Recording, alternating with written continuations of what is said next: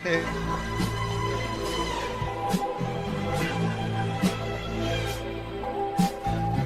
Ready for you next time, everybody say yeah.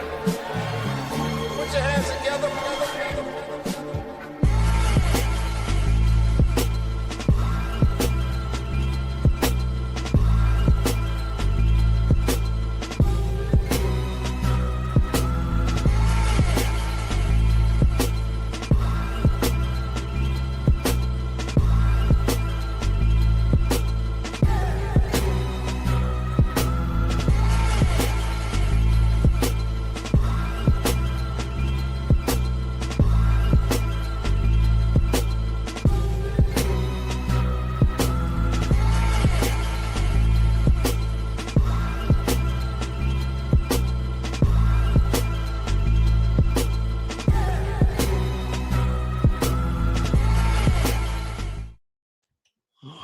Yo, what is up, Cowboys Nation? It's your boy Jay Tuck, DMV, CFT, and we are Cover 3. You know, Cowboys Nation, I got to apologize. We're running a little late, you know what I'm saying, right now. It's my fault. See, what happens is I'm on the NFC East Roundtable show every Tuesday night with my guy Rio Robinson, KB, and Simone, who covers the Eagles. And we was talking about the quarterback position and, you know, ranking the quarterbacks in the division. And I was trying to be fair, y'all. And they started to slander my quarterback. So y'all know sometimes Tuck got to lose the analyst shit, and I got to put my hoodie on. I was like, nah, we ain't about to do no Dak disrespect, have him third or fourth in the division. Nah, you know what I'm saying? So the show ran over a little late, but we going to lock in. So we definitely. Bro, it's because, like, you give people an inch, they want to take a mile. I always look at it like this, bro. You can't get your respect beating somebody else up. If I beat you up, put these hands on you, you can't go beat up the next dude and be like, see, I'm better than you now. Right. Go to division, come beat that man. Congratulations on your championship. Jalen Hurts still got losing records to Dak Prescott. Right. And until he take that, I'm gonna hold it over your head. Just get over it.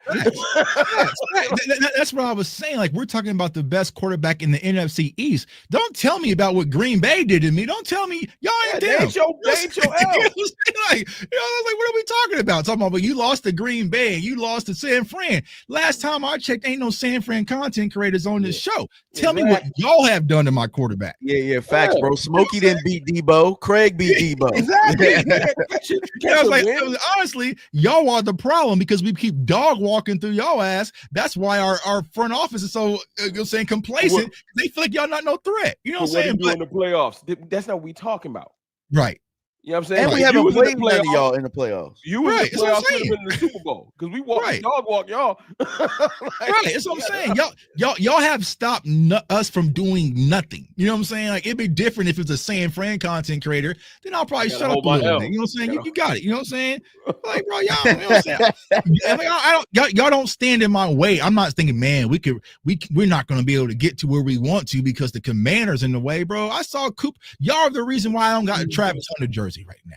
You know what I'm saying? Because I watched Cooper. Hey, I'm not worried about playing them head to head at all. I'm not worried about playing the Commanders. I'm really not, or the Giants, bro. Like I'm trying to beat Detroit. I'm trying to beat Kansas City. I'm trying to beat Green Bay. I'm trying to beat San Francisco, bro. Like, beating on y'all, bro. That's the problem. That is the problem. Yeah, I hate to tell Eagles fans them, but listen, man, I don't know what it is, but Dak ain't afraid of y'all. He afraid of other teams, maybe. Right. Y'all not the boogeyman. He ain't never been afraid of the Eagles. I don't know what it is about the Niners, but the Eagles, he be like, oh, let's line it up. And let me tell y'all something too. Without CJ Gardner Johnson over there, bombs away. Oh, I'm gonna hit you after this. It's a little crazy over there, but we ain't gonna focus on that. We'll talk about that. We'll talk about that, man. But salute to everybody in the chat, man. Like I said, my apologies for running a little late. We got a lot to talk about, man. But y'all know the drill. Go ahead, comment, like, subscribe, get those shares up out there. Let everybody know that we are live. So, listen, Cowboys Nation, we gonna talk about this quick and get it over with, and then we gotta get back to football. Eventually, we gotta get back to football. I know it's hard. I know it's difficult right now. Tiring, man. But yeah, it's exhausting, you know. And salute to Ball, Sequoia, Lou, Henny last night. Last night we just talked ball. No, that was I was in the comment. People was mad, yo, why you ain't want to be on the show? Because I be enjoying listening sometimes. Sometimes you want to be a fan, Right, dog. sometimes I just want to be in the chat and vibe out. I don't need a link every time. You know what I'm saying? But like, yeah, it just felt good to just talk about football. You see what I'm saying? So we're going to talk about this for about 10, 15 minutes. Get y'all questions in the chat. We're going to answer them. First, hit the like buttons. Yeah, hit the like button. The like buttons where you at. Like button on all platforms. Share the content. Let people know we live. I appreciate y'all. And yeah, we gonna get it out the way. All right, so let's go ahead and get to it. So yeah, Charlotte Jones had some comments today on the NFL Network about the Micah Parsons deal. Adam Schefter spoke about it. Like, there hasn't been any conversations between either side. Both sides are dug in when it comes to this deal. So DMB, I'm gonna start with you, bro. Overall, how are you feeling about this situation, and do you think this gets resolved before we get to week 1? Man, for one, I want to say, like, the Charlotte Jones thing really caught me off guard, because me and you, we have talked and we were like, Charlotte, man, gonna have to take over like Jeannie Buss. That's gonna be our only hope. Tuck went from this is our only hope to John Stevens Jones. Like, this is our only hope. And I'm like, dog, they all gonna be on that pod. Bro, I hate that whole family. Bro. Yeah, hate a strong word. Mess. Hate a strong word, but they be flirting with me wanting to say hate. They get on my nerves, bro. Yeah, right. For sure, man. So the way that I look at this whole thing is, I don't think a deal gets done anytime soon. I think he gonna miss the Eagles game. I think that's the leverage in itself, that right there, where if you don't get him signed, then he gonna sit out. He gonna sit out, and we gonna get a mud hole stomped in our ass on week 1, because we can't beat them without him. Period. Wrong. Talk to us, bro. This is how I feel. This is why I put this on my thumbnail. I'm tired. I'm asleep. This is how I feel. This is how I feel about Jerry Jones and this drama. Because it's a game, bro. This is a game. I watched some of it, and I don't care. I turned on some of that clip earlier, that goofy documentary, because I need to see how it was giving it up. I watched some of it. I was like, yep, it's a game to him. Watching how they filmed that documentary. This is what he wants. He like, yeah, I'm going to leak, like stuff like Adam Schefter. That probably came from them. Like all these little tidbits. Micah will respond. Jerry's like, yep, the fan base losing all the hope. They getting right. Look at them. They floundering. He probably got somebody watching us right now. Look at them. They mad. Right. Right at the last minute. Right when it's like a week before practice, he gonna put. I don't think he's gonna do the Dak thing again. But last year he had us on the ropes. Like before the game, it was Sunday morning when we got to deal right. So I'm not gonna get happy this time. I promise you. Like, I'm like, should have been done. It's gonna be like, yo, why you playing? Because now I'm worried about him getting a soft tissue injury. He's not, the one thing Jerry Jones is not is stupid. And if all the players to genuinely be like, you know what, I'm gonna move off of them. You don't pick the best one out the room. No disrespect. I love Dak. But you don't wait till Micah up and be like, you know what? I'm moving off of him. Nah, he's not moving off of Dak. I mean, on Micah, he would have moved off of Dak before Micah. This type of generational talent, like this, no. And not to be funny, the other thing that Micah does that we hate, Jerry love it. All of that extra off the field stuff feeds into his machine. He's not letting Micah go nowhere. Like, he's just loving this, and Micah's pissed for real, I think. I just think that Jerry's Mike ain't playing. He's not playing. Jerry's going to do something like, man, I'm gonna give you a yacht. He gonna give him something wild and be like, you know how it's just playing, and it's probably gonna work. He just gonna always look at Jerry like this, but he gonna take the bread, because who turns down he's gonna become the largest paid defender or non-quarterback in NFL history, and it's going to happen. I think Jerry's already come to terms with that. Jerry's just like, ooh, I can use this to keep people involved, because if there was no Micah talk, they would probably be talking about other stuff going on with this team, or not talking about us at all. We don't have enough flash. The George Pickens talking about Shoddy. They be talking about Shoddy, but it wouldn't hold as much. They would have gave Shoddy a day. They talk about Micah every day, and he loving it because he think our publicity is good publicity. That's why I'm tired. I'm like, we gonna do this every day. Seriously. Yeah. So I don't know. I might be wrong, but I just feel like there's no way in the world. I think he's just going to stretch it out as long as possible. And I do think it's going to hurt Micah earlier in the season, bro. You can't just expect this man to ramp up that quickly. It's not fair. Right. Jason Barnes, appreciate the $20 super chat, bro. Snap.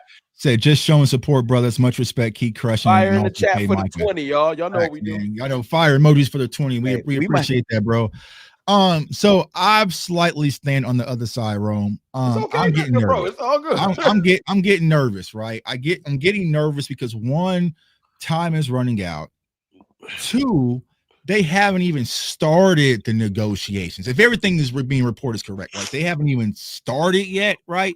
So you have a long ways to go because now there's going to be that extra tax because of all the games that you've been playing. And then three, here's why I'm really concerned, Cowboys Nation.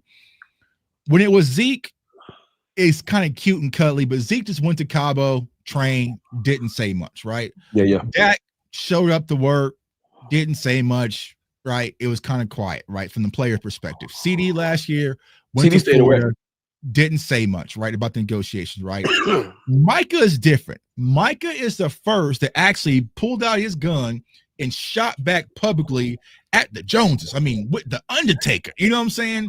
So now it becomes this moxie and this ego thing. It's a whole like, bunch of ego, bro. You want to play this game? I will play this game with you. And we have to understand, y'all, this is an organization that franchise tagged their franchise quarterback twice, bro. So they are crazy enough to sit back and say, let's see if Micah, who loves football, who loves his team, is really going to miss $1.4 million a game. And if he doesn't hold, right, then he's going to fold and go out there and play, right? So I don't think Micah love his money. He gonna play. But I think by week 5 or week 6, right, he has to come back. I don't think he'll sit out. I think Micah will play. He'll be really pissed, like disgruntled. Right. So I think, but then also you got to remember, it's not a situation that if Micah plays this year, then he hits the market next year. They could franchise tag Micah Parsons, so they can drag this fight out if they really, really, really, really want to be petty, right? And this is starting to get my concern because they haven't even started yet. And I was giving this analogy yesterday. I'm like, think about if you're going on vacation in 3 weeks and like, I got to lose 15 pounds. Well, bro, you haven't even started working out yet. You know what I'm saying? Like you know what I'm saying? You got to start from ground zero versus. They got an idea though, Tuck. They got an idea. I hope, but what I think, bro, is that yesterday's price is not today's price. So whatever that number they had, right huh? What's the market? What's going to happen is if Trey Henderson get his deal done, then the number might move again. He's gone. Right. He's gone. Trey ain't getting this bread. They're going to trade him. Yeah, but if somebody else trade him and pay him, the number changes again. What is the market at? 41? Yeah, probably around there. You know what got the Dak deal done? All that disrespect, they waited to the last minute and went too hard. 60. He was like, all right, whatever. Like, so that's what's gonna happen. If it's 41, they're gonna be like, all right, Micah, we ain't gonna do 42. 45. Mike gonna be like, you know what? We good. But they playing themselves. We know they playing themselves money wise. Because why? So you willing to throw away an extra $30 million over the next 4 or 5 years because you want to play? And here go the crazy thing. I think from the Cowboys standpoint, winning the negotiations is more than winning on the field, right? And like Eric M, appreciate the $5 super chat. This front office is draining all the excitement out of me for the season. Why does our front office have to do this? Can't get excited about. I know. This is the great super chat, Eric.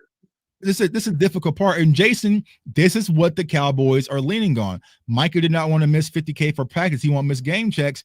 That's their leverage. They're going to sit back and say he going to play regardless, right? But here's what I've been trying to explain to Cowboys fans.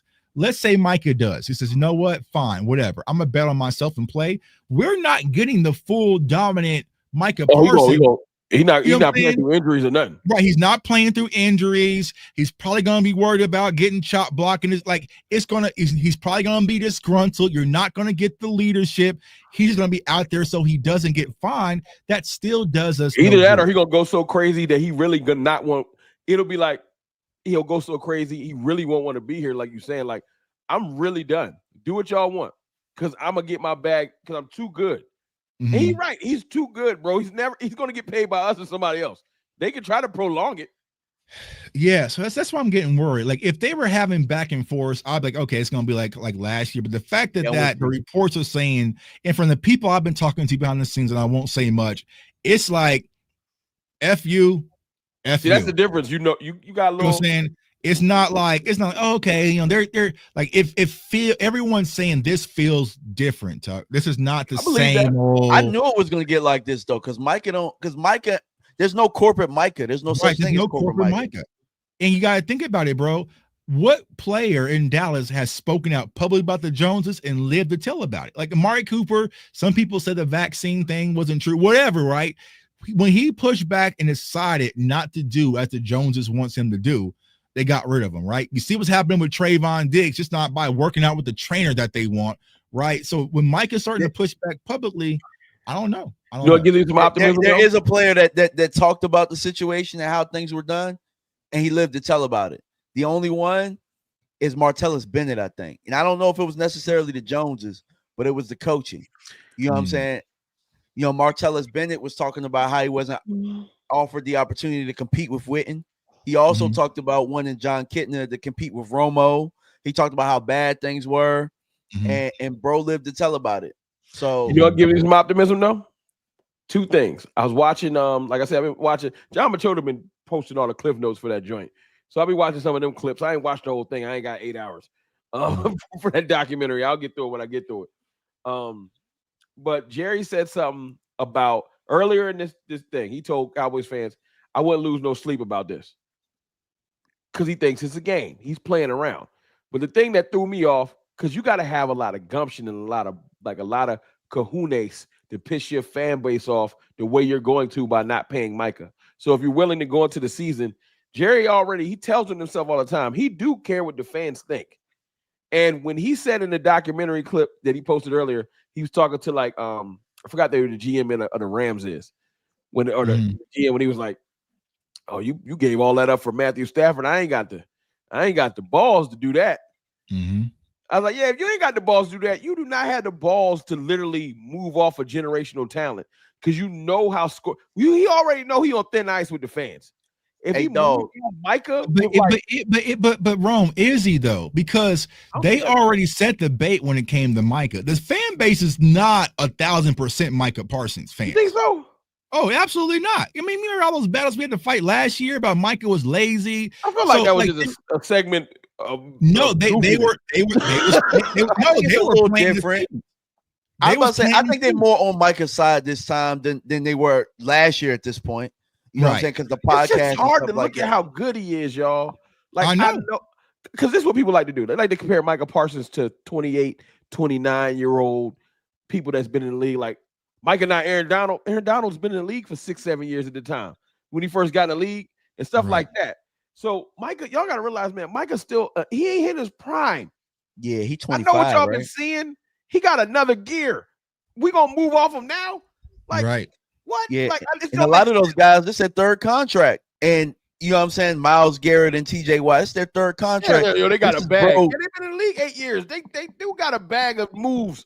And he's on their level, if not better. You know what I'm saying? Because we don't know trajectory. He's gonna be way better than them. You know what I'm saying? You move off Micah now, and he turns and it's like, oh snap, he do look like Lawrence Taylor. Yeah, let's move off him now. Let him grow into an animal, and then be like, well, we got Donovan Ezeraku. Like, no disrespect to him, but like, you don't move off generational to hope you get generational. I mean, they will move off a generational to get controllable talent for cheaper. That's because they're crazy. You're right. You are right. Ezeraku, right? He's not going to be Micah Parsons, but he can give you Micah Parsons-esque traits for cheaper, and he's not going to speak back. You're right, because they wouldn't hire a generational coach. You're right. Right. Technically wrong. They want him in that box. Because they want a shot because he'll bite his lip. Because landlord asked the question. He's like, bro, like, what did Trayvon Diggs do so bad? And I said he just spoke up. Like, they don't like that. You know what I'm saying? Like, they want you to be in this box. And if you go out this box, if Micah would have spoke about the coaching staff, he would have been safe, right? But you're going at Jerry and Steven. And then also, here's the thing that concerns me when it comes to Micah Parsons. he can rally the troops, right? A lot of people didn't understand that about Amari Cooper. Yeah. Amari Cooper had a lot of support in the locker room, right? He'll break the locker room. You know what I'm saying? Micah Parsons has a lot of support. So it's kind of like, all right, this is y'all leader. I'm going to make an example out of him to make sure Tyler Smith, don't you try it. Oh, you talking about don't buck you drinking. try I it. ain't ready for that conversation. Yeah, but Tuck, I also saw a clip. I have been seeing clips. I'm not watching it, by the way. I'm not watching it, guys, but I saw a clip when they were talking about the Herschel Walker trade again. And we talk about back then, Herschel was considered generational at that time. And they moved off of him, and they talked about how they flipped it for Emmitt Smith. Controllable talent. You get what I'm saying? That was Jimmy's vision, bro. I don't want I'm about to say something that's sacrilegious. He made it seem like it was him, though. Bro, we don't need 10 picks. The way they've been picking, we don't need 10 picks. They're gonna mess it up. Right. Now I'm gonna get disrespectful. We're gonna mess around at 10 offensive linemen. Yeah, Will McClay, 10 offensive linemen. I don't want 4 more tackles. Nah, bro. Man. Right. All right. $10 super chat. Appreciate you, Big Fish. Is when we lose to Green Bay the way we did and look up and see Jordan Love on his podcast laughing and joking, rub the fans a wrong way. You know what I'm saying? But that was but let me ask you this, Big Fish. What's the difference between that and this damn documentary or anything that they have? I respect that. I can see why that would make you angry. But we're gonna call a spade. Because I hate when Micah got to wear them bullets, or when Dak got to wear them bullets, or when Trayvon got to wear them bullets. And as soon as we bring up the ownership doing goofy stuff, like saying, I like to stir the pot. Like the first thing somebody thought me, well, it's his team. Why he get a pass? Because it's his team. Right. He can still get called out. Just because you're the owner don't mean you impervious to being goofy. I like the pain. And see, what people have to understand, Micah and Jordan Love have the same agent. So they're around each other. Like it's not blood and Crips like people want it to be. It was a bad timing, though. It was bad timing. It was February. You know what I'm saying? Like, it was at the Super Bowl when he did it. I wasn't ready. And it was just like, I ain't mad. They whooped our ass, bro. It is what it is, bro. Like, your ass, you got to move on. That's like if I play for one team and DMV plays for other, and we text each other every day, but DMV's win. It's like I can't I got a time where I can mess with DMV in public again because we lost. Like, you know what I'm saying? I'm saying two things can be true. What you're saying is right. I understand why fans got mad because everybody ain't willing to give you that. I get that. Right. But it is what it is. Like, I understand what you're saying. That's his boy, and they wanted to bring him on his show that he owned. And y'all got to get over it. But I don't got to like it. Right. Yeah. I mean, look, it happens. Like, you know what I'm saying? Like, and that's how it's going to be. Like, you're gonna that's like me. I get it, right? I don't like jersey swaps because that's right after the game. You know what I'm saying? But if it's 4 or 5 weeks, bro, like, because they traveling together, they doing all like it's just that loss was just that. Look, that's another thing I love watching them clips. That loss broke them. He admitted it too. He was like, "Yo, that loss, that loss had me in my." I know we was broken too. It's because they was too comfortable. Too. Yep. They went in there high and mighty and all comfortable, like this was going to be a cakewalk, and that's why it broke them. Bro, you know what, Tuck? You was mad, but you was mad because you tried to tell everybody, yo, the bombs is coming. Right. I was mad because I was one of the people that was like, we about to smack Green Bay. Me too. Me too. I was lost. No, bro. I was mad that we got hit in the mouth and we ain't hit him. We ain't pinched the bitch back. I remember talking to you. Was like, yo, Rome, I don't know. I was like, yo, man, we got this. That's what hurt the most is that I was trying, because I literally just posted on my Twitter and my Instagram, bro. When I say I broke down a team, I was like, damn, Tuck, I even broke them down on TikTok. I broke down Green Bay to us. And I remember I wanted to avoid the Rams, right? I wanted to go and play in Tampa. They ended up beating Philly anyways, right? And then we got Green Bay. I was like, okay, that's cool. And I remember when I first turned on the Green Bay film, I said, oh, shit. I said, oh, damn. Everything that we struggle with, they do excellent. They have a quarterback that doesn't turn the ball. They do a lot of motion, double motion, so complex offense. They can run the ball. They have wide receivers that can stretch the field. I'm just like, and that Shanahan tree that's been whooping our ass. Shanahan tree and Matt LaFleur and Shanahan coach under Dan Quinn. Like they you should have been like, was Boys like, in the Hood, Ricky. yeah, I was like, oh no. I was like, so that's when I started winning. We had the lottery ticket, bro. We was just looking down like San Fran. We need to lock in. Hey, bro, this Green Bay team gonna be scary, dog. Because if I coach under Dan Quinn as an offensive coordinator, also with Kyle Shanahan, I'm probably hitting up Kyle Shanahan in the group chat, like, hey, bro, like, what are they struggling with? You know what I'm saying? So I'm probably getting feedback from there. That's why I want to I know what Dan Quinn's tendencies are and what he likes to do. And that's when I did the video with Wanye. He was like, bro, they hit us with shit that we didn't know because, yeah, they knew the motions just trips off your signals. You know what I'm saying? They were double motion, ghost motion, triple motion. You know what made me mad too? Wide open. Like they say that if you go like we broke that game down a lot. And I know we'll get to some current stuff in a second, y'all. Then it threw me off. And it's like, yo, Mike had been listening to a lot of different things, like leading up to that game, as far as like switching up the offense and motion and all extra stuff. And we was cooking. And they said literally that week, Mike was like, "Now we going back to like his original stuff, like more just West Coast based." So that's why in that game you see a lot of just forced slants and like West Coast, like we was playing stagnant. And it was like, I don't know why Mike got like, I don't know if it's like his ego, like I gotta run. Yeah, the thing, Ron, what happened, right? Remember, Kellen robbed Mike McCarthy of his return to Green Bay. So he took that. And I feel like with that Green Bay game, it was a lot Dallas, of ego. He wanted it. He wanted it so bad. You know what I'm saying? Like you my wanted game. It, you know what I'm saying? Like that's gonna be my game. That's gonna be, you know what I'm saying? And they just got out of who they was. You see what I'm saying? But it was just like, if you really broke down that game, what's good, boss? You realize, talking about dog boss in the building, you realize, hey, this team is scary. Because I remember watching their film versus Kansas City. That's where I first turned on. And I said, oh, shit. You know what I'm saying? But they were comfortable. Boss will tell you, we saw some players that weekend that was out and about, feeling free. They had post-game celebration flyers all pressed up in Dallas. It was going to be an after party. Like, I'm still mad about that. Cowboys fans was like, we're not going to that game. We're actually going to hit it next week for that playoff game. You know what I'm saying? Like, everybody was just comfortable. And all of a sudden saying, hey, y'all, this ain't it. You know what I'm saying? We don't lose at home. Like, it was just a bunch of comfortability out there. You know what I'm saying? And to this day, I should go watch that again. It's an hour-long stream. It's my largest live stream ever. 38,000 watch me in there confused, like, I don't know how we got our ass beat. Like, I ain't know what. I had to delete mine because I called everybody a B word. I called everybody top to bottom the B word. I was hot, bro. It did like 14,000 views. I took it down because I was like, yeah, nah.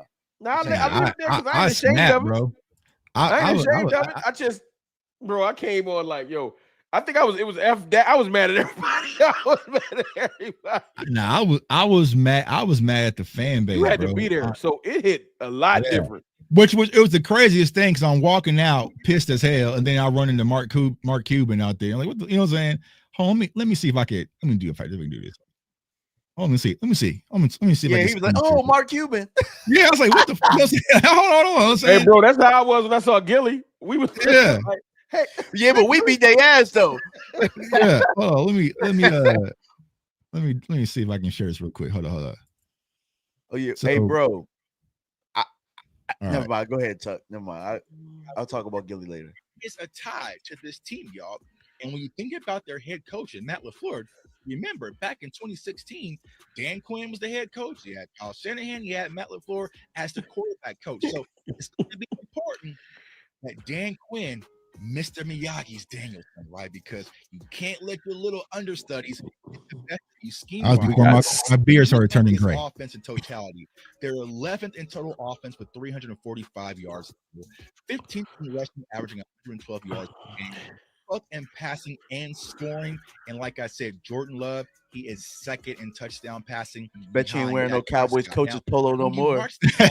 Hell no, I beat the shit off. You'll see a lot of pre-snap window dressing, a lot of motion. Right?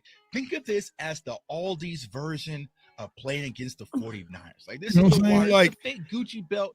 49ers offense, right? So you're gonna see a lot of pre-snap motion. They're gonna use the run game and Aaron Jones and some of those guys. Deep cross tearing our ass up. If I knew, Tuck, they'll definitely look to strike down the field, running a lot of deep crossing routes, a lot of zone breaking concepts, whether it's flood concepts and also smash concepts. They are looking to strike deep. and also let their wide receivers go up and make a The play. game looked just like that, bro. Nah, bro. If I'd have known, And they did exactly that. They said, if I'd have "Yep, known we was gonna dig up that, I would have sent you my clip because you got to probably watch the video like the night before. I was talking cash.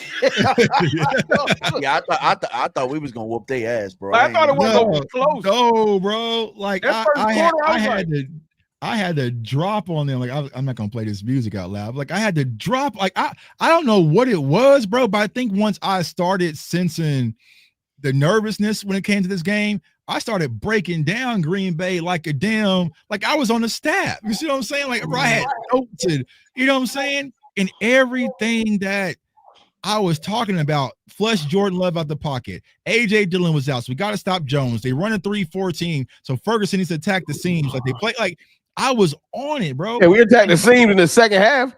You know what I'm saying? And But the crazy thing is, we saw this game early in the year, and it's just like we just didn't want to believe it. But Buffalo, like we played Buffalo, they whooped our ass. San Fran whooped our ass. Like I mean, we kept seeing it. And you want to talk about a game that pissed me off?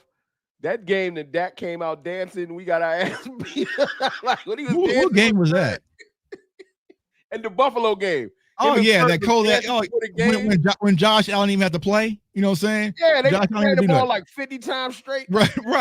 Right. And so it's just one of those things, man. So it's just y'all like gotta realize we'll swing back to y'all gotta realize this is where the cynicism, like right before that game, bro, it was always positive with me. It was never negative. I was like always like, nah, man. Like for every player, for everything, I always was trying to see the silver lining, right? That Green Bay game, man, I became a different person with the Cowboys because the shit broke me. Right. You ain't never had to stand in front of 38,000 people and get clowned like, yo, look at you now. So I don't be giving people passes no more. I was there. I remember sitting there till finally security dude was like, all right, Tuck, man, it's over. Like he had to come and just like tell me, like I was like, it was like damn near empty. I was just sitting there. It was like, you know what I'm saying? And you ain't wore that hat since. No, I ain't put the hat on since. Like that was it. They slapped that shit off me, bro. I ain't putting that hat back on. You know what I'm saying? Like, hell no. You know, but it was just one of those things. And the thing that frustrated me the most about that loss was we took that game for granted and we went there unprepared. That's what really happened. Yeah, we got comfortable. We beat Detroit. We had Jimmy Johnson back in the Ring of Honor. We thought everything was good, and we got so relaxed, and we went in that game unprepared. And I was like, if my ass from Kansas City could pick up on all this stuff, where was your antennas? You know what I'm saying? But they figured Green Bay was a young team. Jordan Love was unexperienced. AJ Dillon was hurt. I think even Christian Watson was limping on a hamstring. That was a year we insisted on never getting a linebacker. Remember? Right. Yeah. Never getting a linebacker. Right. So they went out there and exposed it. So it just is what it is. All right. So we're going to pivot. Is there anything else to say about this Micah deal? Rome, put you on the spot. Does it get done before week 1? Yes. DMV? No. I'm gonna pray for a Christmas miracle. I need Flip a quarter, man. Flip a quarter. I need some positive. I don't feel like it's gonna get done, but I need it to get done. So I'm gonna say yes. He's gonna run out there, Micah, who they're gonna have some trade shirt they're gonna put in the pro shop. I'm just hoping this was all a big circus. That's bro. He always forever gonna look at the Joneses like this. Like he gonna take his bag. What do y'all think, chat? You see? Yeah. Yes or no in the chat. Does it get done or does it not get done? In all the chat. Before week one. I'm probably like 85% no, but at this point I just gotta hope. I say no. Yo, the fan base tired of this. No. Yes. No. I see you, Patricia. Yes. Come on, y'all. Yes on my side. Yeah, you know what I'm saying? Come on, y'all. Be positive. You know what I'm saying? Oh, yeah. Somebody did tell us to be positive today. Be positive. Be positive. Hey, if there's any time to have some false hope or be positive, now's the time. You know what I'm saying? I was not expecting to hear the word divorce today. And we kept hearing divorce from some reputable sources. And I'm just like, damn. Nah, man. Adam Schefter ain't reputable with me. He be bugging sometimes. So, nope. I'm not going. Nope. Yeah, man. Yeah. I saw it from Mike Ledley. Told me that Tyler ripped his leg in half And it was like, oh, my bad. He got a sprained ankle. Like, no. Yeah, he was like the third person I saw. But it was Mike Leslie who said it. That's where Leslie do got some connections. I'll give you that. Yeah. See, I'm with Kimmo, man. This time it just feels different. It doesn't feel like they playing. They don't playing, but we shall see. But I want to pivot over. Y'all. He wanted to feel different. You know what felt different? Just getting George Pickens. That felt different. You know what I'm saying? That's what I'm saying. Why can't we just stay there? You know what I'm saying? Why do we have to have the extra on top of that? You know what I'm saying? Especially when do your Googles, man. Especially when our enemy is weakened right now. They going through it up in Philly. It's mad. Right. AJ got a hamstring. Devontae got a groin. Bro, them soft tissue injuries don't go away in 16 days. Hell no. Like, so that's why they need to play. That's why they brought in everybody like, he putting a package together. No, they brought Mechie in because they got injuries. So if there's any time to catch them sleeping, it's the fact that they can't practice together right now because everybody got to heal up their soft tissue injury. Mm-hmm. But instead of being like, we got them right where we want them, let's lock in. Nah, let's not sign Micah so we can be rusty too. It's gonna be a big rusty ass football game. Nobody gonna been there played nothing. Dak ain't on the field. Right. Yeah. Oh, well, we got off to a slow start. You start off a little bit slower than we like, but hey, the season's still young. We want to make sure that we're playing our best football in December, not in September. There's still a lot of football left. You're going to hear all that shit. Yeah. Shotty said the other day, I know this pissed y'all off. We going to press the work button. I know y'all was like, I'm like, what the hell we been doing this whole time, bro? Panic. We going to press the work button. I know you were tucked. So let's pivot over into that. DMV. I like Shotty, man. Y'all gonna stay on my dog. Let me ask you. I like Shotty like Tuck like Tober. No, don't put that on me, dog. Don't put that on me. Don't put Tobert on me like that. You know what I'm saying? I think you just cool with him. Don't you put Tobert on me, Ricky Bobby. Yeah, don't you put Tobert on me like that. We gonna put on DMV. DMV got a player he rock with, the Nobody rock with. We gonna put on DMV. I mean, yeah. So let me ask you this, Rome. As far as Shotty's concerned, is the honeymoon phase over? Or are you still in love? Nah, man, it was never a honeymoon. It was never a honeymoon phase. I was never in love. I've been telling y'all this for a long time. It probably was like when we first hired him, and I remember you posed the question in the group chat, like, does the culture seem different? I'm like, bro, this look like McCarthy. Like it just looked like an oil sale, not oil salesman. I like Shotty. It just looked like it just looked like a sale job. Like I feel like he's trying to sell us. But more I said than what that it really though, is. DMV. I said that months ago. Y'all was in the streams with me. I said Shotty's a salesman. I said it way back in the day. I ain't got to move off my take because that's what I said. He a salesman, and I said I need a salesman in there to make Jerry feel like he winning and be swindling him. But I need some results, though. I can't just keep saying that. Ain't no results happen. But I'm saying Jerry's selling the salesman. So it's like Jerry selling him. And it's like it's two used car salesmen trying to get one up on each other. Yeah, but Jerry whooping his ass right now. Yeah. So DMV, DMV was never in love. Rome, are you out on the honeymoon phase? Or are you still in there? I'm gonna go down. Look, I told you the other day, I'm going down with like Steve Harvey. I'm going down with the ship. Right. I don't learn my lesson. For me, it feels like I said yesterday, it's like, Cowboys fans have been cheated on and hurt so many times, and you wanted to give Shotty a fair chance, but I'm starting to go through his phone. You know what I'm saying? Like, we gotta see some games, though. Like, can we see the first 4 games? That's what I'm saying. I'm trying to get to week 6. We can't even get to the games because he's doing dumb stuff. Right. That's what I'm saying. 1 and 3. I'll humbly come in here and be like, if he loses to Philly and he loses to the Giants out the gate, y'all, it's going to be chaos. The game. Y'all see, this is the thing. Y'all give him a pass with Philly. Yeah. We lose to the Giants or struggle with the Giants. Yeah. We don't lose to the Giants, bro. We don't lose to them. It's a wrap. Yeah. And if we look bad, struggle with the Giants, people going to be like, right. Let's say we beat the Giants by 1. You know what I'm saying? It's over. It's over. So yeah, I mean, like I said, it's like I want to give Shotty grace to at least week 6, right, to see if he can overcome this. But like I said, we are a scorn fan base, and I went through his phone and I'm seeing some shit I don't like. You know what I'm saying? I'm Yeah, catching, you guys got the phones, bro. Don't bro. Like Shotty, hey, bro, you said you was here, but look at your phone. You was out. You know what I'm saying? Like, so where you really was, you know what I'm saying? You said it was going to be competition across the board, and no job is safe. But I'm seeing Javonte Williams eat sunflower seeds with diamond chains on. So where was you? Don't you lie to me? You know what I'm saying? That's where I'm at with Shotty. You know what I'm saying? You're talking about Kenneth Murray has played enough football. He don't need preseason when he's coming from the Tennessee, and also it's a brand new coordinator. So it feels like he's already won the job. Like you gave him the job.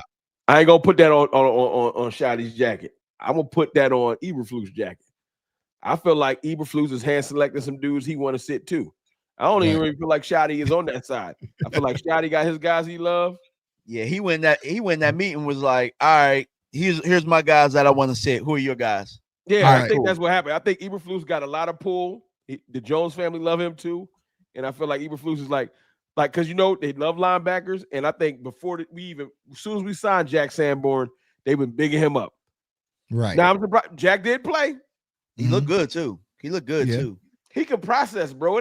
He ain't as fast as you want him to be. Right. But Sean Lee wasn't as fast as I wanted him to be, but he was always where he needed to be. Right. That linebacker room looked good on that is my number one takeaway from preseason. I'm looking for the positives, and y'all know me. Linebacker. That's Eberflus though. That's his thing. We get the D line to look better. I feel like NFL teams are going to find ways to disrupt it because one, all you got to really do is put another tight end out there and put Sanborn coverage. He's going to struggle. So then you have to work about who is it going to be? Maris and Murray, right? Who's a little bit more agile in coverage. Are you going to use Shamar James? Are you gonna go big nickel, small? You know what I'm saying? Like, so that's kind of the conversation. I'm about to say something to get y'all hyped. See where y'all Kool-Aid meter at. Go ahead. Kool-Aid meter low or high. Do Demo come back this year? I don't want him to. Yeah, he will. Talk like you playing with the money. Don't do it. You see how he running and stuff right now, and how he don't care. Right. Yeah, you got to separate him from his senses because he's going to play. The linebacker room looking like it is now. You give. They're doing it with this talent. Demo's talent is leaps and bounds above everything in that room. Yeah. So you give them that. But here's my thing with that. I feel by the time he comes back, it's going to be too late. He said by Thanksgiving, right? That's the Chiefs game. We ain't gonna do records. We ain't gonna do that. Because I know somebody gonna say, where our record at? We gonna save that. We got a couple weeks. We ain't gonna do the record right now. I know people want us to give it. Nah, ain't no record. Shit, we gonna be 2-7. Hell no. We ain't gonna be that bad. You know what I'm saying? I know. Yeah. That would be like 4-5 or something like that. Bro, I heard. Look. When the haters start backtracking, I know the truth, bro. Colin Cowherd said we was gonna win 2 games. I heard a segment the other day. He's like, they got Dak. They probably win 7. I said, yeah, you know, if we had signed Micah, I would have had us for 11. I just don't know about Micah, and that's the part that scares me. Well, here's my thing with that DMV. I always feel the Dallas Cowboys, if you kind of go back, this probably be a video, right? Their worst seasons or the season they struggle is typically when it's a lot of dark clouds in the offseason. The quiet offseason, that year when we lost to Green Bay, y'all remember how quiet that offseason was? It was just we were sitting here randomly. Oh, we just signed Gilmore. Okay, that's cool. Oh, we just got Brandon Cooks. We got Cooks. Oh, okay. Oh well, we just paid. That was in like March. That was a good little March. You know what I'm saying? Oh, we just paid Trayvon. It's like it was just very just. That was like one weekend too. We signed. Yeah, it was just quiet until the season started. But last year, right, the Dak stuff, the CD stuff, Mike McCarthy, like it was chaotic, and now we're back with more chaos. The Cowboys typically don't have good seasons when there's been a very chaotic offseason. You know what I'm saying? So that's what concerns me. But I ain't saying you're wrong. I'm just the fan in me just don't want you to be right because I'm tired of this. Right. Oh yeah. I don't want a third year goofy shit. Like we already on year 2. Like, right. I need some positivity. Right. Yeah. Facts. Maybe they need to see us 4th in the division for they be like, all right, maybe we've been tripping. Right. So here's my silver lining. I've been talking about this online, right? If this shit is going to work and we're going to overcome these dark clouds this all season, it has to be on Dak Prescott. I know a lot of people know Tuck me to run the ball and all that. I get that, but just for me, my opinion, Dak Prescott is going to have to get us out of this. You know, so Rome, I know your confidence level in Dak and DMV. I kind of know. You know what I'm saying? But do you think that it's going to be another year of Dak putting on the cape, trying to save this offense and this organization. I think early on it's going to have to be that. I think our best bet, our best prayer needs to be, we're not going to figure out the running game before the season starts, y'all. I don't care what J-Down Blue would do this weekend. Right. We need to hope that whoever gets selected, the top 3 or 4 backs, that throughout the first like 8-9 weeks, they figure out who their go-to guy is. We need to find a go-to guy. So the committee can be the committee, but just like with the Buccaneers, and I'm about to make a crazy comparison, but just roll with me. You know, they got Rashad White, and they had Bucky Irvin and whoever else they had in that rotation. Rashad White was getting most of the carries and stuff like that, but throughout the year, Bucky started to show more flash until they was like, that's our go-to. We're hoping that earlier in the year, Javonte Williams can get us tough yards, you know what I'm saying, just because he's a veteran, and maybe whoever else they put in the mix, but Blue will show some flashes, build his confidence, so that in the latter part of the year, when we need, like, to run the ball, because we're going to have to throw to run. It's not going to be run to throw. We're not Philly. We're going to throw to run, which means we're going to throw to get the lead, and then we're going to use like what Tony Pollard used to do. We was throwing to run in, but Tony might be the dagger. He might hit you with a 60-yard run that just breaks the other team. That's what we're looking forward to, and hopefully the one with the most juice in the room, just on paper, is Blue. But I'm praying that young man turn into what we want him to turn into, because the way I seen this fan base flip-flop on Joe Milton in 2 weeks is disgusting. I'm a part of the problem, but we are cannibals when it comes to, oh, you ain't look like I thought you was going to look. And if J-Down Blue go out on Philly, if J-Down Blue had a game like Ashton Genty had the first game, where he finishes with like -2 yards or something like that, the fan base will kill him, and they won't even like him no more in one game. So I'm praying into the Philly game he can get like 40 yards on like 3 carries or something like that, just to keep the fans at bay, because they want him to be Barry Sanders, and it ain't fair. He not that yet. You got to let that young man mature. Right. But we unreasonable. So that's my long. I think that's one of the Cowboys. I don't know. Maybe other fan bases do this, but no, because I don't know. Because even the Chiefs, bro, when the Chiefs, like, there's some teams like the Chiefs, right? When they're supposed to be extremely hype about a player, they are not. Like, even with Justin or Josh Simmons, right?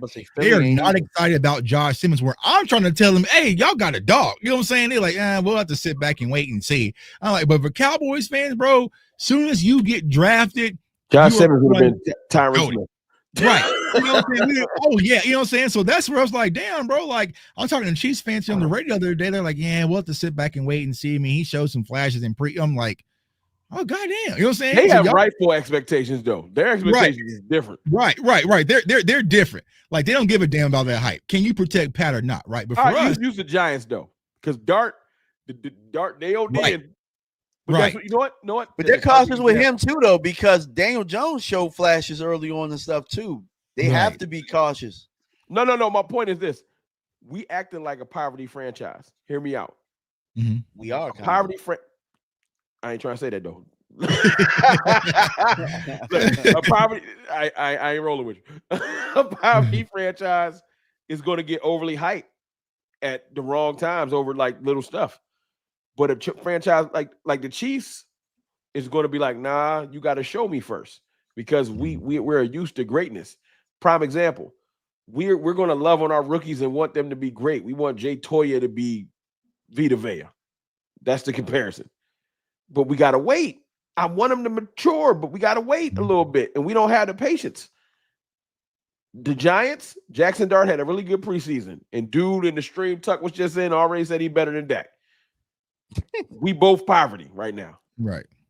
I don't want to say it, but right now I'll say we're acting poverty. I'm not saying we are. I'm not going. Right. Well, see, we got all our assets tied up. The problem with the Cowboys fans is we set improper expectations of these players, right? So Jay Toye is supposed to be a starter, game-changing, game wrecker, right? And if he doesn't even get that, then it's like, okay, he's a bust. You know what I'm saying? Like, it's the same conversation we were having last night with Mozzie. It's like, I get it, he was the first round pick, but he was never going to be this game wrecker, out the box ready. That's the biggest problem. He was drafted with Jalen Carter.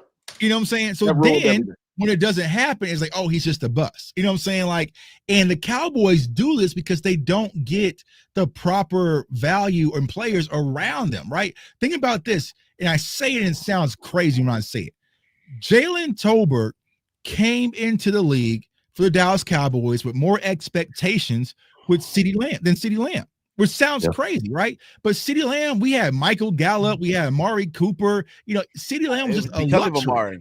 But when we moved on from Amari Cooper and brought in Jalen Tolbert, he was supposed to be that replacement, knowing this kid from South Alabama was never going to be that. You know what I'm saying? So it's just the unfair expectations that we put these players into, where it's like, damn, bro, like, hey, if you go get some extra veteran defensive tackles, I promise y'all we will not be arguing about Mozzie Smith like that because we have some other help. But they're going to say, know what, Tyler Guyton, first round pick, you are the guy and you have to be the end all be all. Versus having Tyler Guyton and having a quality left tackle behind him in case things hit the fan, or someone that he has to fight with for that position.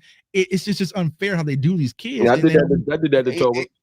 And it's the front office that does it, though. If you look at the actions and you listen to like what Steven says, right? Every time we have a hole or a question mark on this team, it's, well, hopefully a couple guys can step up, or hopefully this guy can step up. And like, it's a whole bunch of hopes and wishes and stuff like that. And then when they don't, then it's like we put it solely on whoever was supposed to step up. Look at the pressure they putting on Donovan. Right. I be hearing the hits. I mean, we got Donovan. First of all, that's Micah Parsons. Right. Let Donovan Ezeraku be Donovan Ezeraku. I'm sorry. There's one Micah. And I'm not saying there ain't Myles Garrett and stuff running around, but Micah is very unique. That boy can probably play outside of one tech, every position on the defense. He can play that too, depending on if he's standing up in the 8 and the double like 8 gap mud. That's his play that too. Part. He's not just a pass rusher. He can do.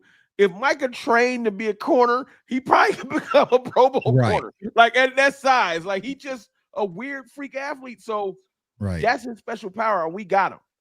But I do that though. I've done it with Tolbert. I just knew he was Gallup. I got videos. This our new Gallup. I was bugging. I was tripping. And now, because he didn't become what I wanted, I take it out on him too much, and that's my fault. Right. The best thing that happened to Tolbert was us drafting, us trading for Pickens. Right. Because the spotlight moved, and he could just go be him. Just go be him. Right, bro. That is it. Let these players just go be. Because I mean, I got last year too with Kalen Carson. Right. I felt like Kalen Carson. Like Kalen Carson. You know what I'm saying? He catfished the shit out of me. You know what I'm saying? But it's like they put them out there, and then you hear these stories about camp and, you know, looking good. And his preseason wasn't that bad, but then they don't meet their expectations. You start to look at these kids like as failures. Was like, no, Tuck, you did that. And I kind of compare it to like this, bro. Let's say a movie comes out like Superman. And if I say it's going to be better than Endgame, it's going to be better than Endgame, trust me. And it can still be a good movie, but you went in there watching that shit, expecting to be better than Endgame, where Superman was still a cool movie, but you was wanting this. You know what I'm saying? Like, and that's what happens when we do this. Bro, I did that to Tyler Guyton a little bit. He survived that Myles Garrett game. I gotta start watching my old stuff. I know I was tripping. I was like, yeah, and he handled up Myles Garrett. Right. Right. The next Myles week, Garrett, you remember when he went versus Max Crosby in the preseason game? Like, and he had those few preseason reps versus Micah. You know what I'm saying? Yeah. We said, oh, bro, I started tripping. Will McClay don't miss in the first round. We did it again. I told you was wrong. Eat crow. You know what I'm saying? And the expectation was up here. And then when he struggles, it's like, oh, we need another left tackle. That's the thing I hate. Yo, just like this. This is one of the players that I'm back on the band because I like to just ban when a player still got talent and the fan base is tripping. I can't do it, bro. We tripping on Trayvon Diggs, bro. I know, like I know we ain't had good corner play, but people like, yo, we don't need him. We need him, bro. Look at our corner. We need him. Right. You watch his clips now. I know he's not cleared to play, but just watching his clips now, like he's still a killer. We need Trayvon Diggs. yo, they called that man car seat in there. And they OD. Yeah, but and I've look, seen I just saw somebody say, like, wait till we get a healthy Devon seat. Rebel. Like, bro, we don't know what he is. We know what Diggs is. Like, damn, the healthy. Because Yeah. I like his makeup, but the best thing that can happen is Diggs come back healthy. Yeah. Kyer Elam is serviceable, and we got Elam, Bland, and Diggs, and Right. Rebel take his time. That part, bro. We keep Right. pushing these young guys that ain't ready, that we don't know Right. nothing about. No, I want to break his confidence. I want Rebel to Yeah, come back. I want Diggs. Right. I Right. want Yeah. Diggs. But see, that's what we're doing, right? We also have this new toy syndrome, whereas Trayvon Diggs and everything we know he is, we got a new shiny toy, even though that shiny toy is already broken. You know what I'm saying? But it's going to be better than Trayvon We Diggs. did that with Joe Milton for like a week, though. Yeah, bro. Like, Joe Milton got us. Hey, bro, it's so funny. I remember Tuck was like, man, we got to have a conversation about Joe Milton. A couple of days go by, we get the live action. Hey, it's a little different. And see, like I said, I apologize last night because I was getting misled. It happens. You know what I'm saying? No, them practices. Look, sorry guys, I gotta cuss. Them practices was bullshit. Yeah, them practices was bullshit, bro. And we was believing we get intel too, y'all. Like, I'm not just saying, like, people was telling us behind the scenes. It wasn't just the clips. There was a couple people that was out there like, nah, he looked for real. Right. And I do think he looked for real, but there's a difference when you go against your teammates. Hit. Right. I was gonna say it looked good against guys. Like, look at our corners. Our corners can't cover nobody. They can't cover nobody else either. Troy Pride, no disrespect to Troy Pride. Yeah. No. Damn, no disrespect. Disrespect to Troy. Like, no. Don't get mad if y'all watch and make some damn plays. Don't get mad, make plays. I think that's one of the main takeaways from the night. If y'all don't take away nothing, y'all got to realize, bro, it ain't that we don't love our players, because we do. Right. Trust me, everybody on this panel love the players, but we have to start being realistic with our expectations, and that's not being a homer or a hater. Right. You know what I'm saying? That's actually having love for the players, because if you let certain players develop at the right time and into their right role, you'll love what they do. Right. You feel me? But if you want Tyler Booker, if you like Tyler Booker, we got the next Zach Martin. That's not fair. Because Zach Martin is a freak of nature.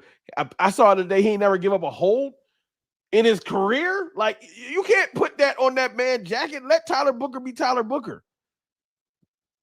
Y'all feel me? With all due disrespect. I like that. I'm gonna start using that. With all due disrespect. We just gotta let these dudes, like, if we look at Mozzie through the right lens, bro, we would stop hating him. That's the thing. We look through the wrong lenses for a lot of these players. Like you said, it's going to hit Tyler Booker has to be Zach Martin, or man, we should have never let Zach Martin retire. You know what I'm saying? Like it's going to be that. And it's just like, that's unfair, bro. Like, you're comparing Jack Sanborn has to be Sean Lee. You know what I'm saying? Like, it's just like, bro, that's an unfair. We ain't never give Mozzie no plan. We ain't give Mozzie no true vet. Like, I mean, nothing. Like, yeah, I mean, we just like, hopefully Mozzie can step up, and you know, if we would have just kept Hankins, Mozzie's career would look different. We never complained about Mozzie when we had Hankins.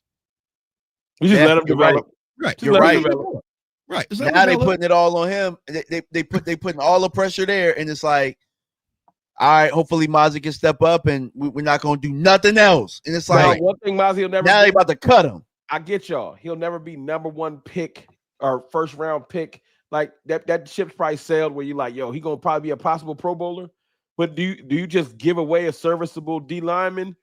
I don't think you just give it away. Just go get some damn DTs, bro. And surround them. We got money, dog. We got money to sign people. That's what people have to understand, right? When you're scouting these players, even drafting these players, there are elite players at the tipping scale, right? Travis Hunter is one of those players where it's like, all right, bro, like, he's just going to be different, right? Abdul Carter, like, there's going to be different, right? Jamar Chases, like, but there's okay of just drafting good rotational players. Like, that's not a bad thing. You don't want to say that early, but after a while, you like, yeah. Which if you had two other defensive tackles, nose tackles in the rotation, and let's say Mozzie was your number 2 guy rotating around, right? You would be perfectly fine with that. You'd be perfectly fine with that, of Mozzie getting 20, 25, 30 snaps a game, just being in rotation, doing his job, taking up double teams. But when you say, nope, he is the guy, you know, and I said this they want Mozzie to be Jalen Carter. They don't even play the same position. They don't play the same position. And I said this yesterday, right? The reason why Cowboys fans hated Zeke so much last year wasn't because of his ability, because he just did shit in New England, right? It's because we passed on Derrick Henry, we passed on all those running backs, and the Cowboys organization said Zeke is going to be the savior. But why they blame Zeke? Like he walked in and here's the funny thing. And here's the funny thing. They acted like they loved Rico, but y'all ain't give a damn about Rico when Rico left. Y'all ain't care. Y'all ain't care. Y'all still don't care. Right. Still don't care. Still don't I have care. not seen one person say, man, we should have got Rico back. With all due disrespect, I ain't love Rico. And so yeah, so that's where I like to have Rico back now because we set these unreasonable expectations due to the Joneses bringing in a lack of depth and lack of talent. They never blamed it on the right people. They seriously, to this day, when Zeke name come up, they want to hate on him, but no one said, "Hey man, whose idea was it?" So someone needs to explain to me how a year before that he had a decent season with Stevenson in New England and completely fell off the cliff. It wasn't a talent situation. It's just the expectations. When he was in New England, we knew he was RB2. The Cowboys propped him up, gave him 15, that he was going to be an RB1, and he was going to carry the run game, which that he had 2 solid games for us last year. We don't want to talk about that. Cleveland and San Fran. And we stopped giving them the ball against San Fran. So even if they want to hate Zeke, even if you want to hate Zeke, cool, hate him, whatever.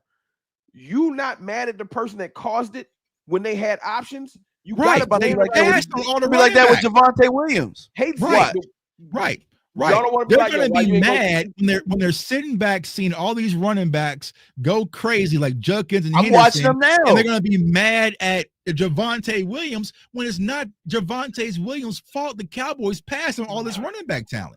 Yeah, J-Don Blue. Did you watch the Washington? Did y'all watch the Washington game last night? Bro, they got backs galore. I was live last night. Bro, Washington, the Jets. I was watching the Giants run the football. Like, if you watch everybody else run the football, it looked like we just struggling. Mm-hmm. Like it looked like we struggling, bro. Like this. You know what Cowboys fans we ain't got no talent back there for real. This is gonna sound foul. But this is the difference. There's a talent gap. I want Blue to be phenomenal. I can't wait to see him in live bullets because maybe he gonna shock me and I come in here and look stupid again. Trust me, I'm good at it. Blue is not Henderson, y'all, and I know that's what y'all think he is. He not. Thank you. Henderson is special. Yeah. It's special. But that's going to be the expectation. Nah, they better stop. That J-Don Blue is going to have to be Tony Pollard, prime Tony Pollard this year. People are going to be like, Tony Pollard wasn't prime Tony Pollard for 3 years. We remember Deuce Mania. You know what I'm saying? And now people are like, Deuce, get rid of Deuce, right? That's part of me. That was my fault too. I seen Braylon. That's what I was going to be when it comes to J-Don Blue. If he is not prime Tony Pollard, if he has 500 yards and maybe 2 touchdowns, man, see, we shouldn't have drafted him. You saw Baltimore's backs against us, and you saw the Rams' backs against us, and it wasn't close. Ty Church just said, he said Blue is Lance Dunbar. That's what I don't do. And I like Lance Dunbar though. Don't get me wrong. And I do think that. I think that's an accurate depiction of what he is. He threw Lance out there like that was a deep cut. Tuck, look, Tuck trying to be nice. Go ahead, say it, Tuck. I need. But here's the problem, right? We need him to be prime Tony Pollard, though. We need him to be. Yeah, with how the team is, yes, we need that. If there's Cowboys any player that we need to take a massive leap and just be a massive home run, it's Jaden Blue. It would change a lot. It would change a lot. If he turns into Bucky Irving, that could pretty much change the course of our season. Bro, right? We saw Krosky today. Krosky once again, we on hope. Hope. Oh, what was the dude last night for Washington that broke for like 2 long runs? Merritt Cross was his name? Yeah, and he's a 7th rounder too. But my point is, if Blue have 2 runs like that on Friday, just 2 runs, like 1 run where he break for 30, it'll be up. Right. Dude just said in the stream, Rome, you'll be in there calling him. I might. If he break for 30, if he break for 30 yards. But why can't you though, bro? We fans at the end of the day. I mean, we can change our opinions and stuff like that, but they gotta show us though. That's literally what it comes down to. You gotta show us. You gotta show up when the lights is bright. You gotta do something. You can't keep getting punched in the damn mouth, Cowboy. Then I'll be your biggest fan, bro. You're right. I won't call you him. Go do it. Because when George Pickens catches his first touchdown, y'all gonna be sick of me. Like, all right, here you go. Right. Like, here you go. Hey. Right. I'm was doing it. I'm gonna be a bobblehead for the whole year. Like, chill out, Right. bro. Every time they score. Bro. Because look, what else we got to look forward to?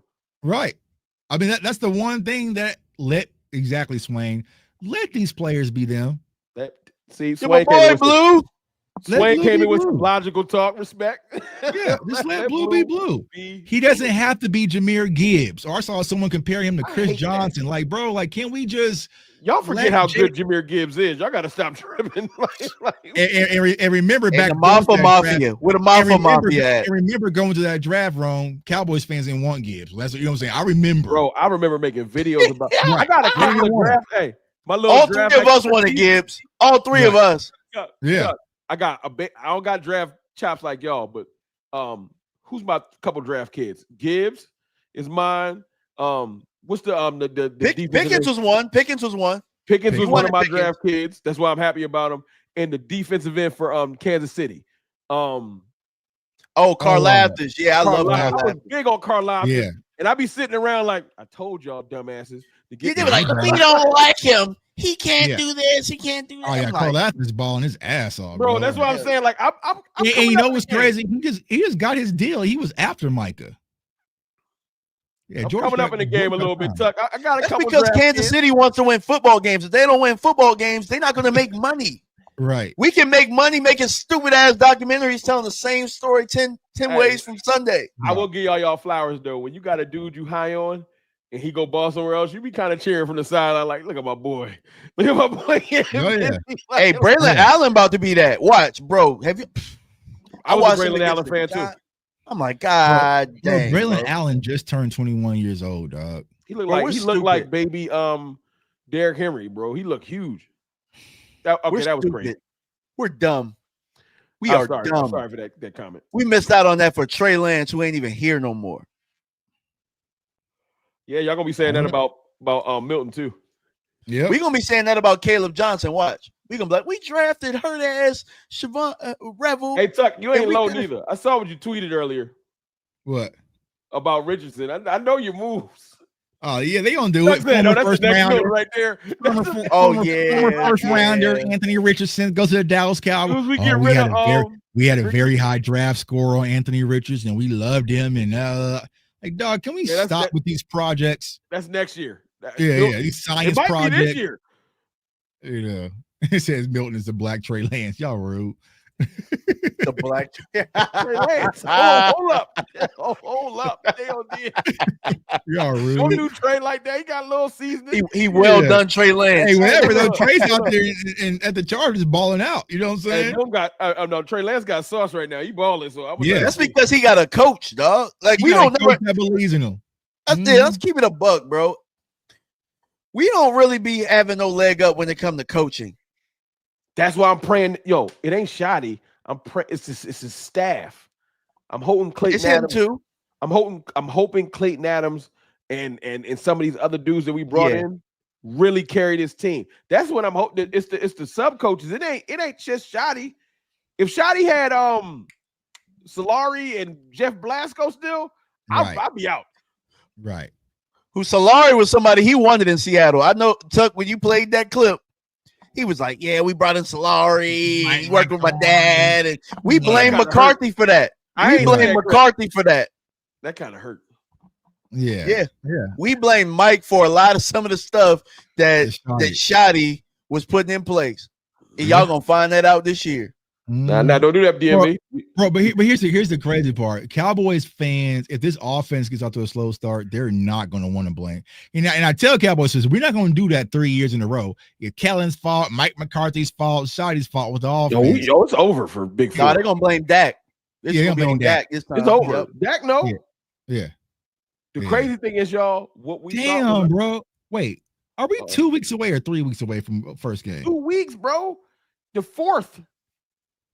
Damn, dog. Hey, I'm time. This is why I'm Tuck. Micah's not getting. He's not getting signed, bro. That Micah's just not happening, bro. Bro, it's happening. Are you sure it's the 4th? He said, "Oh, it's happening." Not, bro. Yeah, it is. I can't even talk I'm supposed to be in the middle of a battlefield talking shit with Eagles fans on a 24-hour. I can't even talk because as soon as I say something, go sign your best player. All right, man. You got it. I can't say I won't even sign your best player. Bro, that shit's in 2 weeks. 2 weeks. It's not even funny. 2 weeks. Could you give or take a day? All right. And we need a DT. We need a corner. We need Mike. So right now, Mike is just sitting around at practice. Clarence just showed the video of him. So he's probably not going to practice this week. So you would have to get him signed, practice, trained. Bro, he going to get signed and just look trash. And they're going to be like, oh, that's what you signed? He got the freestyle. Let's go out there and just play. He has gotten he hasn't even put on his uniform since last year. Me off? Remember that phone call? This is how I know, like, bro. I thought I had 3 weeks. This is how I know Shotty talking. He said September 3rd. Chill out, Ty Church. This is how I know Shotty, like when he made that prank phone call and Shotty didn't know it was a prank. He was like, yo, bro, I know it's weird. We gonna try and get this together.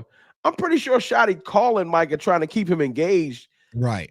And it's just sad. Like, this is the things I like about Shotty. I know that he trying his best to implement this culture that it ain't looking like we wanted to look right now because of the goofiness.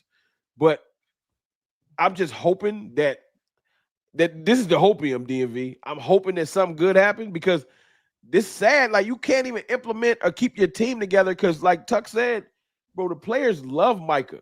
Right. This ain't like we like him. So they kind of pissed about this situation. They're not happy. And here's my concern, y'all, about the hold-in approach, because if he was in Florida or Cabo, at least he would be training, lifting, you know what I'm saying, doing drills constantly, getting his body right. He's sitting right now at look practice, over to the left, and he just so what I can confirm, talking to Double I this morning, because I asked her questions, he is still working out. He has his own routine and everything. He just does it before everybody else does and all that type of stuff. Like, because I'm like, is he just like not doing anything? He's now, not Micah, working towards or anything like that? Like, right? Yeah, he working. So he pissed. Like, he is. But think about this though. If he is working, right, he's probably like doing it in the mornings, okay. But he's not constantly doing physical stuff because he have practice for 2 hours. For sure. He's sitting. Film, he's probably sitting. Like, you know what I'm saying? So, Eberflus probably hitting him on the side, sending him all kinds of stuff. Like, yeah, stay engaged. Don't lose. But just getting your body right, bro. Like, it's a difference between working out. It's a difference between working out and bending the hoop or having someone hold on to your... say, like, this is just overtime. All different teams. There is nothing like training camp. Yeah, that's like exactly, Mills. Workout shape, not football shape. I've heard that too many times, so that's true. It's different. No, it is. That's real. I can go run on a treadmill right now for 3 to 4 miles. If I go play basketball, I'm gonna throw up. You know what I'm saying? Like, it's just different. Like, I'm saying, like, now, you jumping, cutting, getting punched, all sorts of stuff, dog. Let me spin it. Now we are deeper at edge than normal, so if we get them signed. Hopefully, so DMV don't like it. I'm gonna tell you why I don't like it, but I'm gonna let you finish. Now, hopefully, they use a heavy rotation and don't put him out there for 50 snaps because he's not ready for that. Hopefully, hopefully you bring him back in slow. The reason I don't like it is these edges look good in practice, and we go out there in live action, and it just look regular. We need 11 to save us because we do. He's one of our best players. If there's no, he is our best player. No. He's our best player. I'm just talking about, like, we got a couple, and he one of the major players, like Diggs. But we can't get on the field till he get cleared. But Micah, there's a pen and a paper, figuratively or whatever, however they sign it, holding back this entire team, and a goofy, arrogant owner that just won't send over a text like, yo, let's get this done. He might now though, because the damn Netflix documentary came out, and he didn't want that overshadowed for sure. Hell nah. He didn't want that overshadowed. Like, that was more important than getting Micah's deal done. Like, no matter how you slice it, him not talking to the agents, the deal not getting done, them not negotiating during all this blue carpet stuff and the release, that was more important than anything. It was more important for for the young people who didn't know anything about the 90s or who didn't live it, it was important for them to look at Jerry like he's a genius. Because right now he getting his ass kicked by the fans and the media. Bro, everybody whooping his ass. He want to feel good. Your legacy, bro. Jerry old as hell. You want your last major part of your legacy to be just this goofiness? Like, come on, dog. You can't guarantee no chip. Like, that's out. That's out. So you at least want to have goodwill with the fans. You want to go out fighting? Jerry Jones is that guy talking about, he's still bragging about a parlay that he hit last year, and he ain't won a sports bet since then. You know what I'm saying? Like, I see, but oh man, last year, bro, I smacked a parlay. Well, what'd you do the week after? Nothing. I made a gamble on an $800,000 oil rig and made $100 million. I don't care, bro. I don't care. All right. You said they practicing right now? Good question. What is one player that you'd be okay moving from that has some trade value? I probably already know Rome's answer, but Rome, what's your answer? I don't think he got that much trade value. Dog, come on. He's our leading touchdown receiver last year. Teams don't respect that. Nope. You know who probably got trade value? Sam Williams. Mm-hmm. Because people always want to throw out the bad player and think you're getting back something good. You have to trade someone something good to get something good back. And no, I don't want to trade Sam Williams because he's Sam Williams. But we do have a surplus of edges. If you can get back a real defensive tackle, like a real one, that might be more valuable than having Sam for the whole year. But you'd have to be trading for a real defensive tackle. Like not like somebody that got a younger up and coming, you know what I'm saying? So to my dog Matt, bro. My dog Matt is over it, bro. You know what I'm saying? He's bombing in space. Like we over Gerald it, Wayne Jones. You know what I'm saying? Gerald. I would probably say Sam Williams. I hate it though. I like Sam, man. But I know I'll say this though, because I'm not. I was gonna say Brock, but I'm gonna say this. I don't like Sam Williams standing up though. Watching the film on it, it's not the same. It's not the same explosion. Him coming off the line of scrimmage, him standing up. Too much experiment.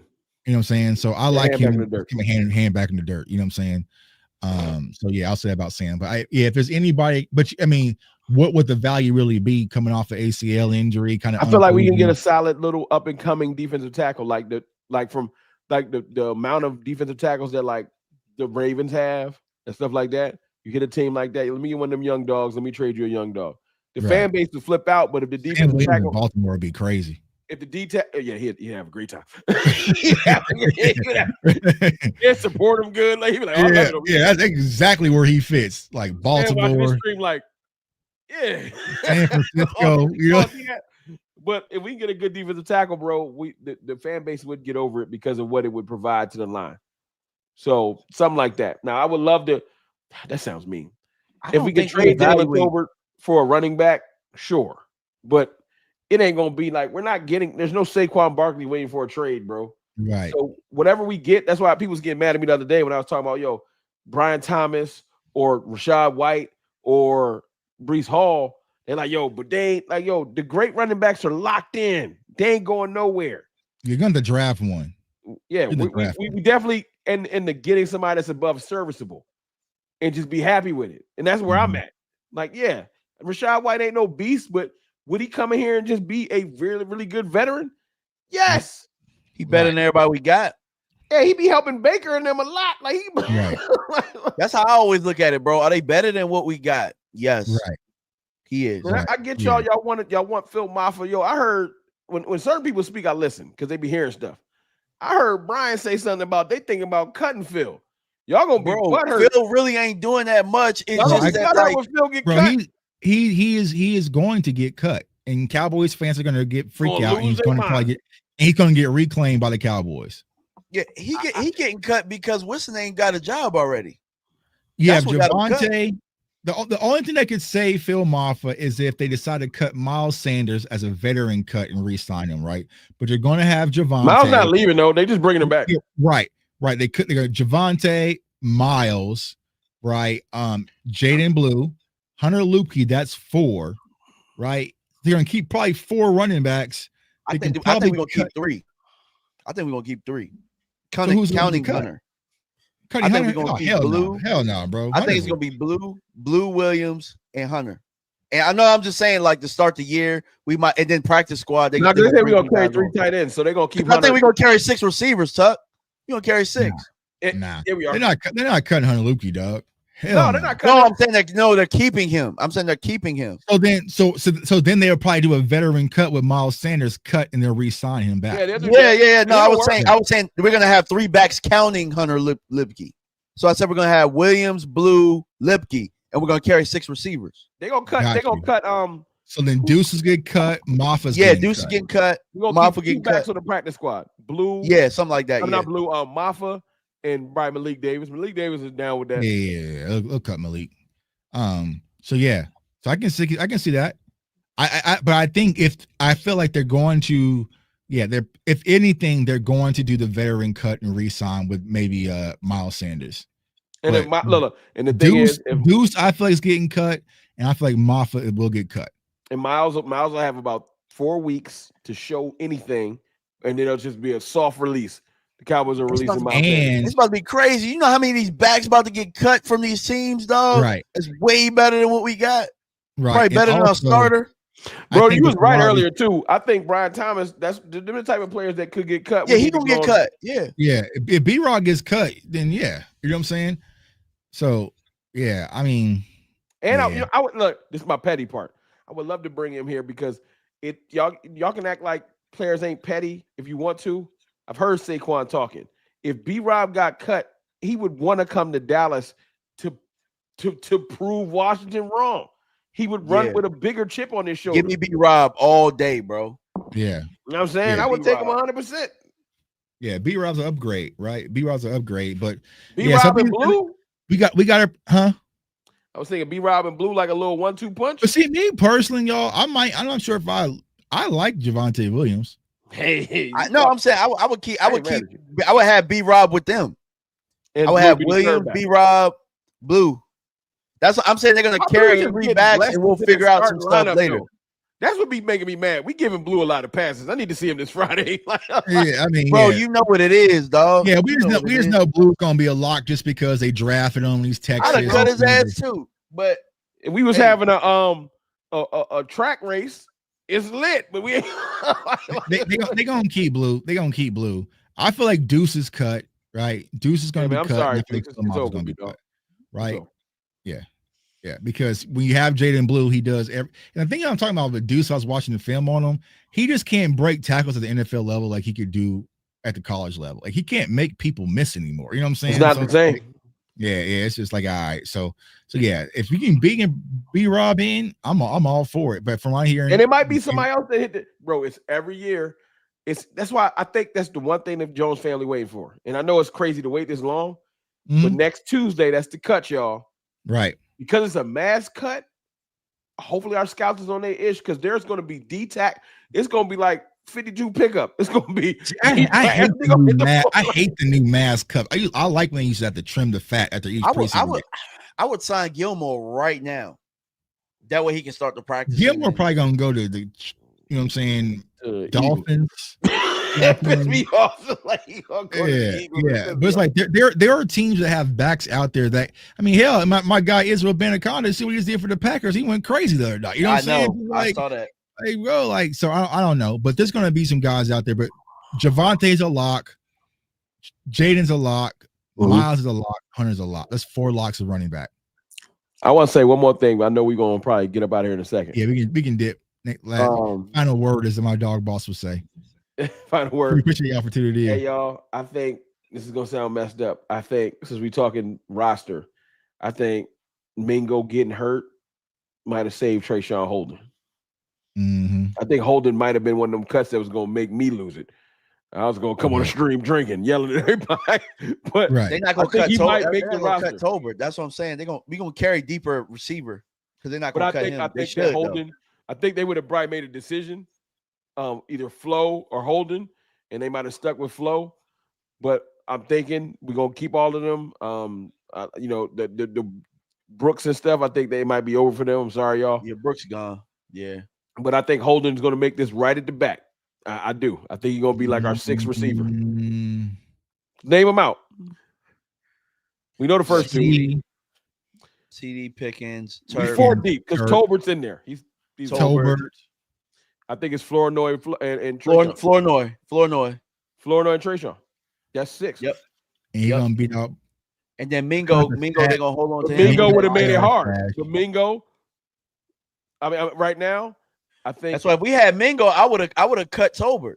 But you know what's happening? Flat out. Chuck, the game is you're gonna not cut. You're gonna keep 7 first, and then you're gonna put because you got to keep. That's why we're gonna go low at running back. We're gonna go low at running back. We got to keep 7 first.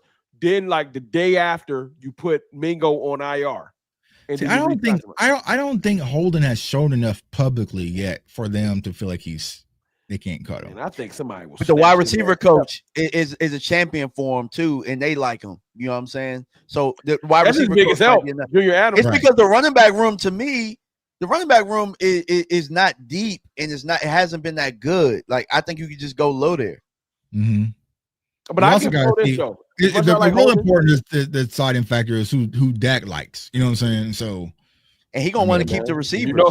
You know, Tolbert live in Dak guest room. So yeah. This one Tolbert safe, dog. Tolbert say Tolbert's gonna weasel his way in the wide receiver 3. Tolbert be babysitting. Y'all need a night out. I got you. He's an excellent teammate, bro. You know what I'm saying? Yeah. I got y'all. Y'all go out, take your time, come back late. Here's the thing: Tolbert's going to return because he's going to take a friendly ass deal too to come back and just bug. Tolbert going to see me one day and punch me dead in my face, bro. Bro, Tolbert going to get him like Tolbert got extended 3 years for $8 million. Like what? No, he'll do a 15-year, $3 million guaranteed. Bro, I'm going Cowboy live. For life. Hey, I'm going bro, live on the highway. Hold on. Tolbert, I'm going live immediately, flipping out. No, it'd be hilarious if they mess around and sign Tolbert before Micah, and they just sign him next week. Bro, I heard they were trying to sign Bland before Micah. I was gonna lose it, bro. But I could understand that. At least he was a damn all pro. True. We signing people that ain't even. Never mind. Don't even start on that. Hey, but Tuck, I wish you could have played that clip where he said, "Yeah, well, you know, we got CD and we got George, and you know they're gonna have to guard all 3 of us now." Oh well, Shotty. No, Tolbert. No, Tolbert. Yeah. Tolbert was like, "Yeah, they're gonna have to guard all 3 of us now." Like, telling you, bro, I'm gonna be in Dallas. I'll be in Dallas at a Walmart before a game one day. Tolbert gonna see me and run down. What you was saying, man? No, he ain't gonna do that. Yeah, get that boy a 360 deal, man. Jerry gonna have Tolbert signed without his agent. You know what I'm saying? Jerry gonna have Tolbert working concessions, then running routes. Yeah, if you do a tour today, you get to meet Jalen Tolbert. Yeah, right. Gift shop. Yeah, you know what I'm saying? He was blowing up balloon animals in the hallway. Like, damn. All right, y'all. All right, man. We gotta get up out of here. Wrong, man. Before I let you go, dog. What's your I don't want to say final word is already used, but what's your closing remark? My final take, man. Look, man, I'm trying my best, and y'all can see I refuse to be negative before it's time to be negative.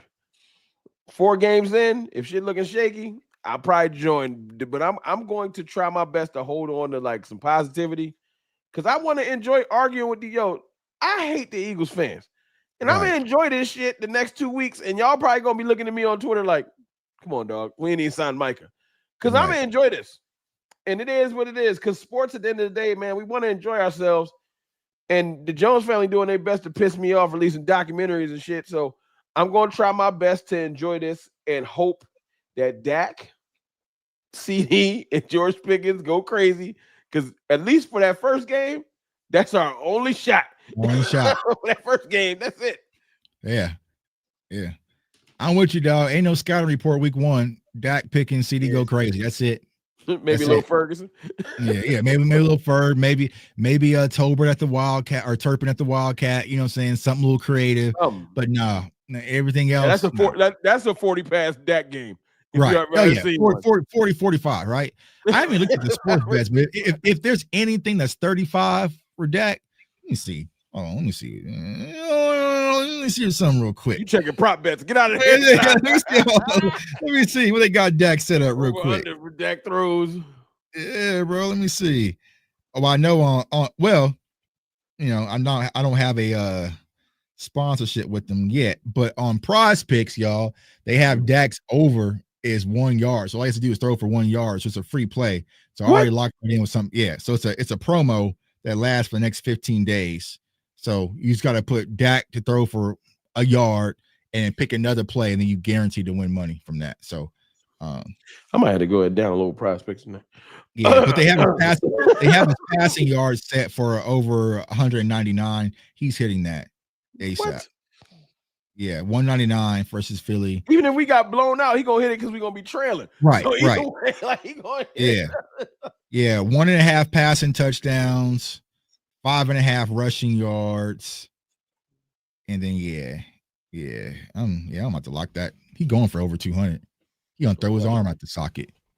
You got no choice. No question. No choice. All right, y'all. We appreciate y'all for tuning in, man. Like we said, like, comment, subscribe to all 3 of the channels. We appreciate y'all, Cowboys Nation. We know that we're going through some turbulent times right now. It ain't fun, but shit, we're gonna find a way to make it fun. You know what I'm saying? If even if things hit the fan, we still gonna be tailgating out there. You know what I'm saying? Way to put it. We still gonna be tailgating out there. My dog Des, we're doing some big things for the Dallas Cowboys tailgate. So we're gonna have some fun out there regardless. But we appreciate y'all for tuning in. We're trying to get back to football, but they're making it difficult. We trying. Y'all can't say we ain't trying. Cover y'all, man. You know what I'm saying? We're gonna try to cover y'all and keep things afloat, man. For J Tuck, DMV, CFT, we are cover 3, and we out. Appreciate y'all.